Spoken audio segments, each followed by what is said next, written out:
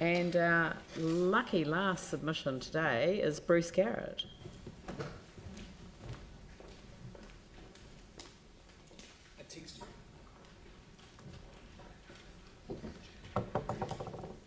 Thank you. It was a tough act to follow.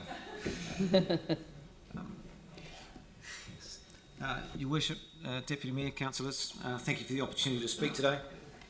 My name is Bruce Garrett. I'm the Managing Director of Brook, Serene. It's a hotel management company which operates 4 hotels, including the George and Hotel Montreal here in Christchurch. I was also the Christchurch Regional Chair of the TIA hotel sector for 6 years following the earthquakes, and I'm currently the President of the Christchurch Scale Club and International Tourism Networking Group. I've worked in hotels for over 30 years, including a stint in the UK. I understand I've been allocated 10 minutes today. I plan to speak for about 8, leaving a couple of minutes for questions at the end. Christchurch has always suffered from a seasonality issue and is affected by this more than any other major New Zealand centre. Not only does Christchurch experience consistently lower occupancy levels, but from April through to September, it runs considerably under capacity. Obviously, this is not ideal and leads to issues with holding on to staff, not to mention profitability. This trend is likely to continue, if not get worse, with considerable quantities of new hotel inventory coming online over the next few years. This affects hotels' ability to cover the increasing cost of rates, minimum wage, along with other inflationary pressures, and means there is less capital available to maintain, refurbish, develop and enhance existing facilities. It also makes it harder for new hotel development to be economically viable. This seasonality situation is not only felt by hotels, but it has a flow-on effect through many sectors of the local economy. To name a few, activity providers, visitor attractions, transport operators, restaurants, bars, clubs, retail, casino, food and beverage producers and suppliers, linen, dry cleaning companies, equipment hire, florists, event management, freight, logistics and other accommodation including motels. Just yesterday there was an article in the newspaper about retail outlets such as the Canterbury Cheesemongers having to close, along with a number of restaurants. With all the new restaurants about to open, I'm sure that many others will end up having to close also. Hospitality and motel operators reported that last year was their worst winter since before the earthquakes, so something needs to change. An MB report in 2016 predicted an annual growth in visitor numbers to Christchurch of 6.5% up until 2025. Over the next 3 years alone, however, the growth in hotel capacity will be in the order of 15% each year. You don't have to be brilliant at maths to work out that as consequences all hotel operators will suffer. In numbers, it will mean that average annual hotel occupancies will drop from 75% now to just 60%. This level is break-even point for most hotels. Since this is an average, this means that many hotels will fall below that point. These numbers don't take into account the massive rise in Airbnb listings, which have seen this form of accommodation go from 0% market share 2 years ago to a 20% share today. There are no signs that this trend will stop, putting more pressure on the existing commercial accommodation operators. In order to address the seasonality issue, it is crucial that we put in place infrastructure and strategies that will attract visitors to the city in the shoulder and low seasons. The things that have proven to work in the past, not only in Christchurch but around the world, are events and conferences. These cause people to travel outside of the regular tourist season and in large enough numbers to have an impact. The best infrastructure to attract these large-scale events are convention centres, stadiums and arenas. Thankfully, we have a convention centre underway and we look forward to having this open in a couple of years. Which brings us to the stadium, or MultiPurpose Arena. It's great that we've adopted the new terminology instead of continuing to refer to it as a stadium. Such a facility is certainly about more than just a handful of rugby games each year. The potential for other events is massive. Just this year, Forsyth Bar is hosting events by Ed Sheeran, Pink, Kendrick Lamar and Shania Twain. It also has an All Blacks test against France and all the Highlanders home games. This is all in a stadium with limited flexibility as it has a fixed grass turf that has to be protected. The possibilities multiply once you're able to remove the turf to reveal a concrete base and when you have a fixed roof that can take the rigging for all sorts of events. One of our contacts in the entertainment industry who has been involved in bringing significant numbers of major international artists to New Zealand had this to say about a multi-purpose arena. If during construction, lighting, sound trusses and backstage areas, load-in access, artists, concealed access, etc. are included in the plans from the ground up, you're going to be onto a winner. A successful build is going to be contingent on the engagement of people who will be the hirers and users of the facility. I can confidently tell you this: if the Christchurch Roof Stadium is done right, no one will go to Dunedin. Christchurch has an international airport where the biggest jets can land. Christchurch gigs require only one truck driver from Auckland. Dunedin drives require 2. This represents huge savings of around $8,000 per truck, having only one driver. Each truck costs approximately $20,000. For example, the Pink concert is 15 trucks. Lack of hotel rooms are always a big issue for the promoter in Dunedin. If I do not hold rooms before we announce the tour, we're also stuffed.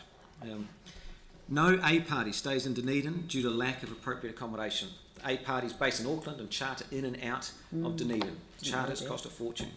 Christchurch does have options for A party accommodation. There are direct flights to and from Christchurch from Sydney, Melbourne and Brisbane every day. And on a side note, do not be suckered into taking money from Live Nation, AEG, TEG, who are likely to turn up with bucket loads of cash to name the venue and then tell you what you can and can't do. If you do so, then you've sold the city's soul. So incidentally, my contact also gave me the name of the person who she claims.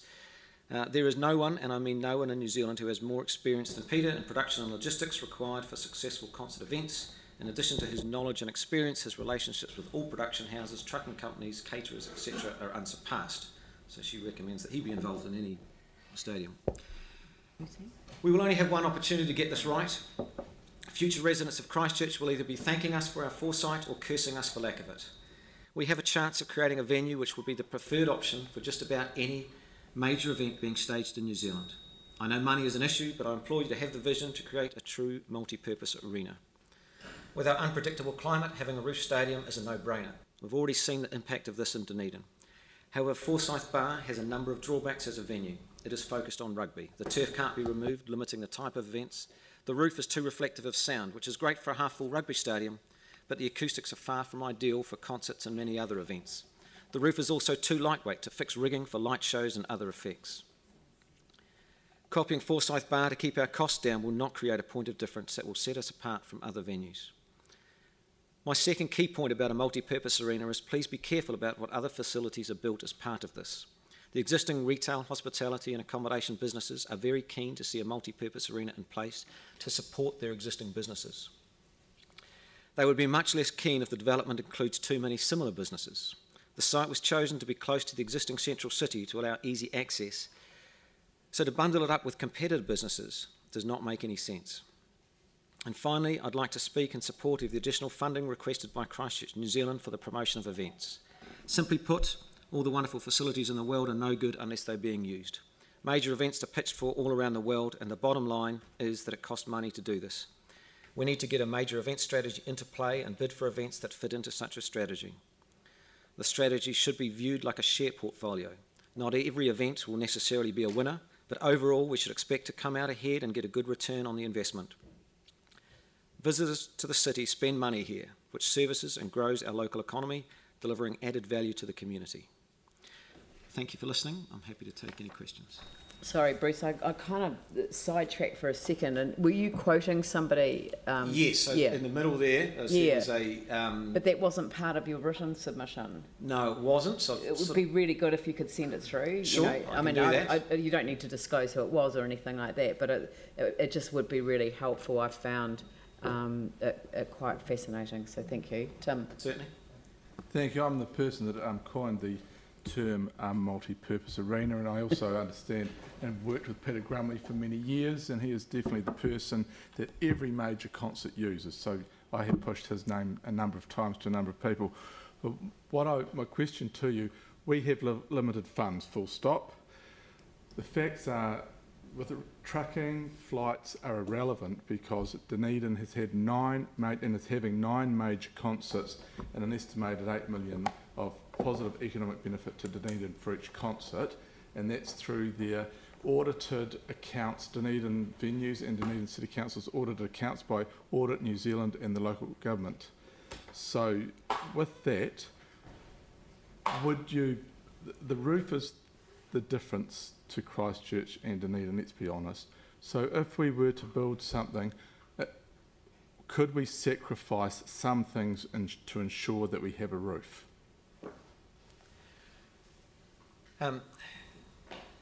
It's difficult to see what, to be honest, because if we end up with a fixed roof, then the issues are the growing the grass. Obviously Dunedin with their lightweight roof, it's see-through, can grow the grass. If you have a roof that can deal with the firm enough to hold the rigging, has the acoustic qualities that are good for a concert, then you've got the problems with how do you grow the grass, really. So my understanding from the workshops that were held, was it late last year?